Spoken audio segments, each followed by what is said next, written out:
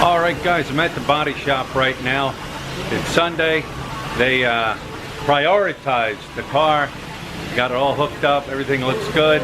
So yeah, let me show you the car and how it looks. There it is, guys. Remember the back end here was all tore up. Of course, they just put the old tail light in.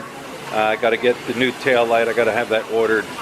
Like I said, I'm just going to order one here and just wait the month to have it shipped in. But there it is. The back end's all completed. They painted everything. They buffed everything. And the front end right here. Front end's all cleaned up. Looks good.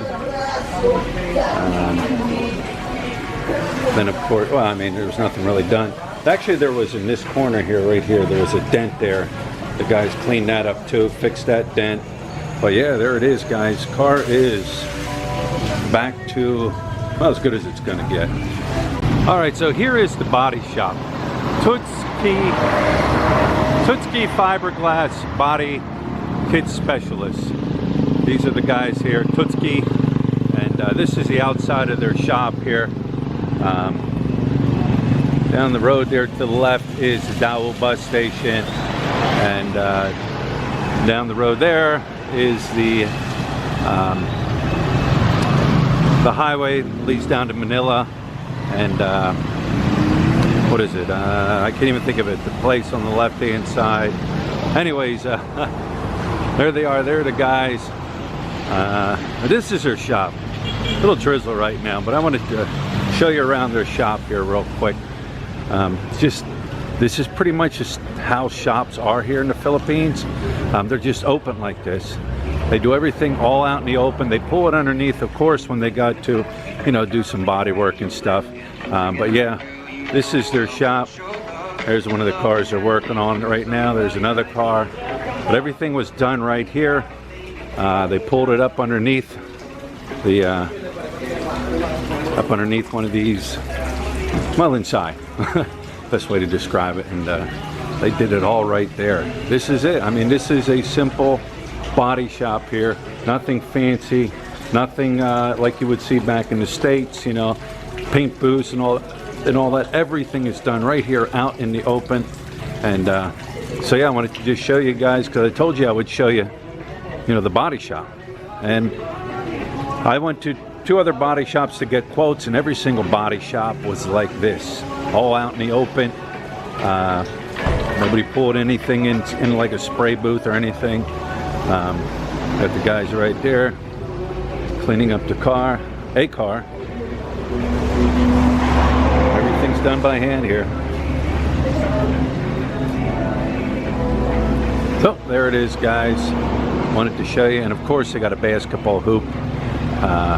Everybody's got to play basketball, so there it is. There's the body shop,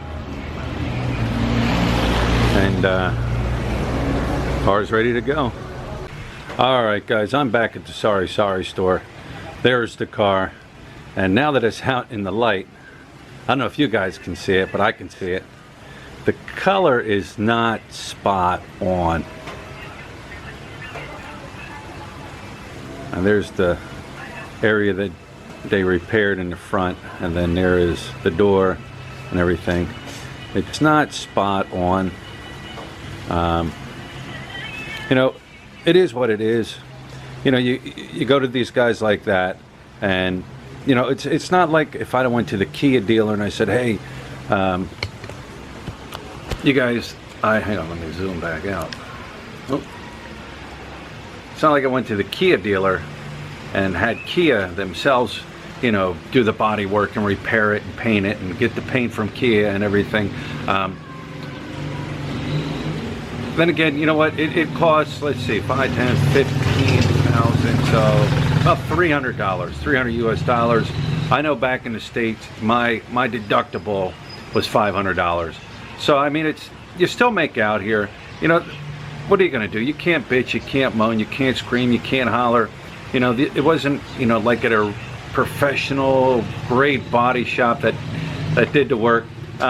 Like I said, little shops like that, they're all over here. They don't charge much to fix cars and do body work. You know, we bought the car used. it had scrapes and it had dents and little nicks here and there.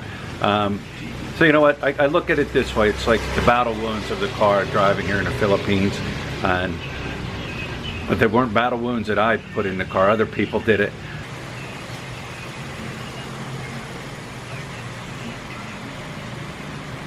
Oh, Letta's crying. She's watching sad shows and crying. See her little crying towel there? She even has a crying towel. She's watching shows on her cell phone. It's a Korean show she's watching. What's it called again? The Moon Embracing the Sun. Moon Embracing the Sun is what it's called. And of course it's got subtitles so she can understand what's going on. But now this is the second day in a row Lut has been watching these sad shows. I guess today is a talking day, not a walking day.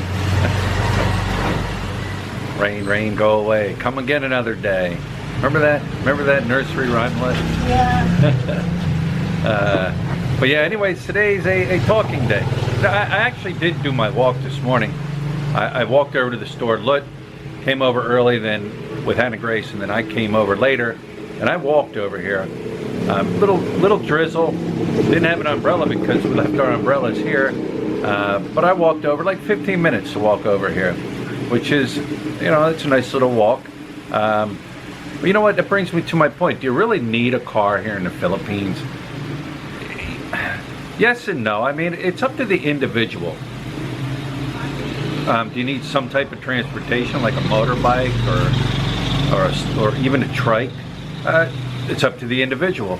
I know people here that they don't have neither a car or a trike or a bike, and they do perfectly fine. You know, they walk wherever they go. They take public transportation, and they don't mind it. And there is Uber here. No, Grab, right? Grab. Yeah, there's Grab here. So I mean, there's many options you can choose without owning a car. It's nice to have a car. For us, for the simple reason, the store, you know, we can load things up in the car and bring it here. Going on trips, we can hop in the car and go on trips. But you don't even need a car to go on trips. There's buses. I mean, the buses here go all over the Philippines. You can hop on a bus and it'll take you where you got to go, and hop off the bus at the bus station, hop in a trike, get a Grab, take you where you need to go, and then when you get there you can walk. So I know a lot of people that take buses wherever they go. Quite a few people from up here in Angeles, they'll go down to Subic for a few days and they'll just hop a bus. There's so many buses that run from here down to there, buses and vans, all kinds of transportation. So do you really need a car? No, not really. Oh, and another thing, seatbelts. Seatbelts in cars are required here in the Philippines. It's the law. You know what, growing up in Pennsylvania, they didn't have a seatbelt law for years and years, and then they enacted a seatbelt law. And you know what, it was awkward at first putting that seatbelt on, but just kind of became habit, like turning the key to turn the car on, you know. I would throw the seatbelt on. Even here in the Philippines, I throw the seatbelt on. Do they have seatbelt checkpoints here in the Philippines? No. They don't have people. Wait, they do. In Clark. When you go on to Clark, the guards that are standing there will check and make sure your seatbelt is on. If it is not on, they will stop you and just tell you, look, put your seatbelt on.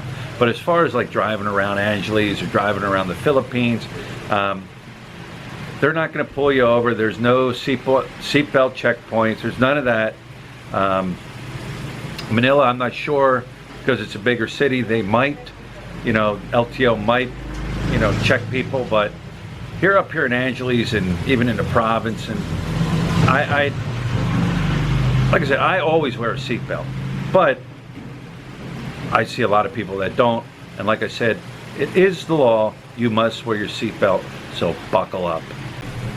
And another fact that I want to tell you, I have never ever once seen a DUI checkpoint here. Never seen it. Do people drink and drive here? Well, sure they do. just like they drink and drive back in the States and any other country around the world. I've never seen a DUI checkpoint here. I mean, I've seen checkpoints where they pull bikes over, cars over, jeepneys over, but they're checking, you know, make sure the paperwork's up to date, make sure the registration's up to date, make sure the bike, the car is the owner's and it's not stolen. They check licenses and make sure you have a license, but I have never seen a DUI checkpoint. All right, since we're talking about transportation here, Lut just informed me, she actually told me something that I wasn't aware of about a survey.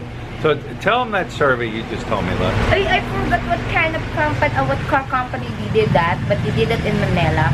It's like 100% of Filipino knows, like all Filipino knows to drive. They give them the test, which is that sign, like every sign, the uphill sign, the railroad sign, like each sign. And then like 85% of them don't pass that test. So 15% only. They're driving. They went to people that had driver's licenses and basically gave them kind of like an on-the-spot test on, you know, road signs and procedures on the roads and everything. And you said 85% of them failed it. Failed the test. Yeah. I was thinking, like, my God, I know all that sign that I don't even know how to drive. Because I still remember it when you go to, when I take the exam in US, the driving permit, you need to take exam. And like, boy, I read that kind of thick book. I still remember it. Look, when she was back in the States, she took the driver's exam for Pennsylvania, and she studied and studied and studied really hard, and she passed it. I mean, she passed it, and she got what? One mistake? She made like one mistake. And that, guess what? That's the one I always remember when I just reading. I keep remembering it. When I get the exam, that's the one I make mistake. That's a yellow light. And that was your first question. That's my first question. And then I said like, oh my God, I'm so panicked. My God, I'm not gonna pass this. It's so embarrassed. Then after that, they get like correct. All of them correct except one thing. So that's a yellow light. And pretty much the laws that apply in the States apply here. Yeah. That's why you can transfer your driver's license here, because they honor driver's license from the States. But yeah, like Lut said, they 85% of people that have a driver's license, according to that poll, either forgot or who knows how they got their license, it's just right? Funny when they get they said like that XX supposed to be like you're not overtaking, and they will say, oh, that's stop sign. So it's not stop sign, and they were saying like 60 speed limit. That's what your limit when you drive it. Right. And they didn't know, oh, what is this? And they just say 65. What is 65? 65. See, here also, cars here don't have miles per hour in it. They have kilometers. So, and the roads are marked, you know, for kilometers, 60 kilometers, 100 kilometers. And here's another thing too. They don't have speed checkpoints either. Like, you don't see them out there with radar guns. At least I haven't seen them out there with radar guns, you know, shooting the cars going down the road, you know, checking out their speeds and everything like that. And then, you know, in pursuit to get them. I've never seen it once.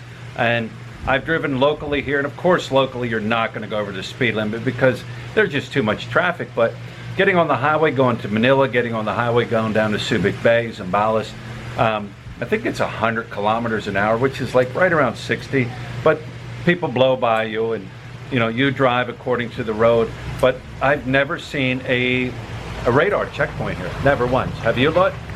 Checkpoint? Like a radar? Yeah. No, like, we don't have that. No. But we have a checkpoint though, like alcohol that you're talking about, but that's only in Manila. In Manila. I don't see that here in Manila. Like I said, maybe in the bigger cities they do have, you know, they enforce the laws more, but yeah, so. But yeah, I figured we'd share that one with you too. Yet another thing I want to share with you guys. CCTV cameras. Now, CCTV cameras are popping up, you know. I've seen quite a few of them here, and they're newer. We have them in our store. People have them in their houses, other stores, your bigger stores, your malls and all. They have CCTV cameras. But I know back in the States, there's areas around where I live, you know, Philadelphia area and stuff, like they have CCTV cameras at traffic lights. And if you run a traffic light, they will send you a ticket. They will send you a ticket. and it says something to the effect of your license plate and registered to you, and it was caught running a red light, or it was caught doing this, and they'll send you a ticket. I got one because I went off the exit on the Pennsylvania Turnpike and went through Easy Pass, and they sent me a ticket. And matter of fact, the ticket was for the whole entire turnpike. I wrote back, explained to them, you know, that I made a mistake, and showed them a photo of my ticket stub I got, and I was good to go. I mean, I just had to pay. I paid less than what they were going to fine me for. But yeah, there's no cameras in intersections. Now, maybe in Manila and the bigger cities there might be, but your smaller areas and your smaller cities like Angeles and you know, this area, they don't have it. They're not going to take a photo, send it to you, and tell you got to pay a ticket. Like I said, I've noticed more CCTV cameras popping up different areas around here, but yeah, they're not gonna send you a ticket if you run a red light. Speaking of, a lot of times, especially on Clark, if you run a red light in Clark, there's a guy over on the side who stands in like a traffic booth. I call it a traffic booth. And if he sees you run that red light, if he doesn't have a motorbike, he'll hop on, he'll come after you. If he doesn't have a motorbike, he'll notify the next traffic light enforcer that this car with this color and this plate ran the light. And then they'll stop you up the road and pull you over and then talk to you that way. I know that for a fact because I didn't run a red light, but I made a U-turn one time inside Clark because I didn't see a sign, and they pulled me over and gave me a warning. And I also had to contribute a little bit to help out their funds, I guess you could say that. But yeah, I just wanted to share that with you. Here's another one. Child safety seats. Like I said, I don't know if the law requires children to be in a safety seat, or to be in a safety seat, I guess you would call it. I mean, I've driven down the road and seen kids in the back jumping around. I've seen mothers in the front seats holding their children, their babies. I mean, come on, you see them riding down the road here on motorbikes with mothers holding their children in between them. I mean, it is what it is. And you're not going to change it. I'm not going to change it.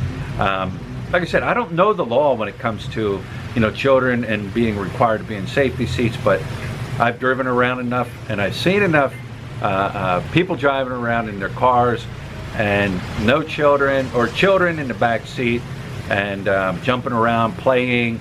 And I've even seen, you know, young kids like 2-year-olds in the back seat. And usually if the mother has a baby, you know, you'll see them in the front seat holding the baby, at least get in the back seat, hold the child, I would say.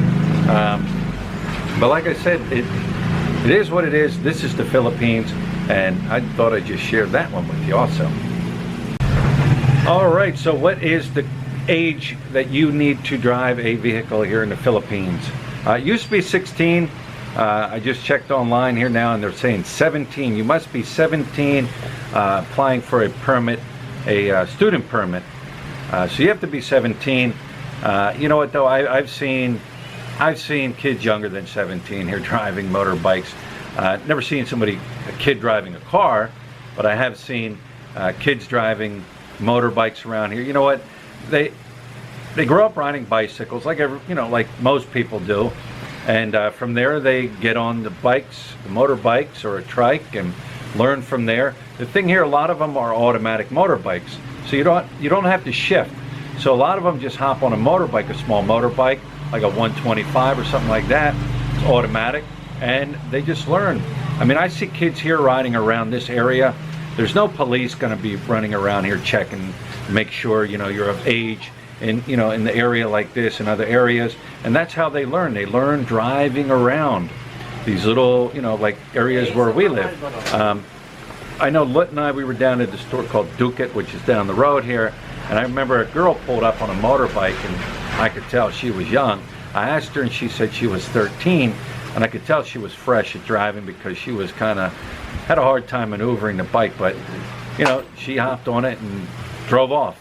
But yeah, the minimum requirement is 17 now in the Philippines. And the minimum age of an applicant for non-professional driver's license was also raised to 18 years old from current 17. So there it is. You got to be at least 17 to apply for the permit here. Yeah, thought I'd just share that in case you were wondering what the age requirement here in the Philippines is to drive a car. All right, guys, I'm going to wrap this one up. Like I said, not a walking video today, just a talking video today, and thought I'd share some of that, you know, some of that stuff that maybe you guys might be interested in when it comes to, you know, traveling and cars and licenses and different things that I shared. But anyways, guys, tomorrow is a new day. The journey continues. Tomorrow is school, and then Tuesday, Hannah Grace has a day off, and we're going to go see Jurassic Park, the new movie. But anyways, guys, we'll talk to you then.